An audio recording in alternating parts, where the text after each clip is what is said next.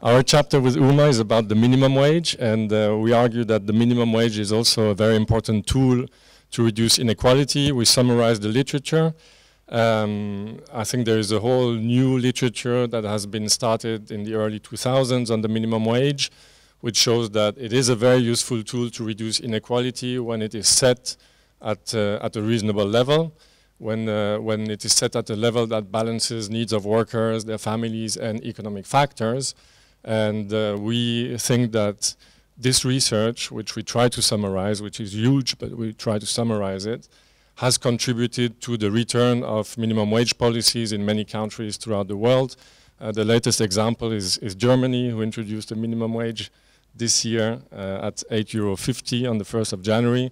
And it was, I think, an important symbolic event that of course, has very practical implications in Germany, but has also symbolic value in Europe and the rest of the world.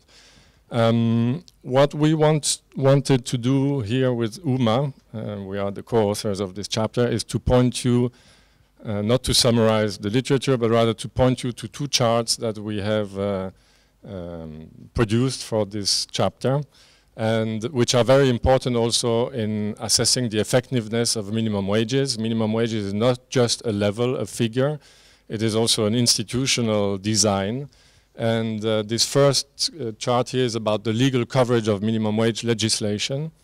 We've selected 11 developing countries or emerging economies. And what we've tried to do is to calculate the percentage of wage earners who are covered by minimum wage legislation. And this is to basically show you that out of the 11 countries, we have 7 countries with universal coverage, or that's what we think at least by reviewing the legislation. It's not always easy to find out if everybody is covered or not. But essentially, these are universal systems at the national level. And in the case of the Philippines, for example, the level of the minimum wage, for example, for some groups like domestic workers is set at a very low level, but nonetheless they are legally covered, so it's not a coverage issue, it's a level issue. In the case of Indonesia and Peru, it's close to 100%. Nonetheless, those who are excluded are the vulnerable groups like domestic workers. And so for minimum wage to be really effective, we consider that these groups should also be covered. And finally, in the case of India and South Africa, we see 2 countries with multiple minimum wage rates, which are sometimes very complicated systems, and which in fact, in addition to the complication, fail to cover the entire group of wage earners.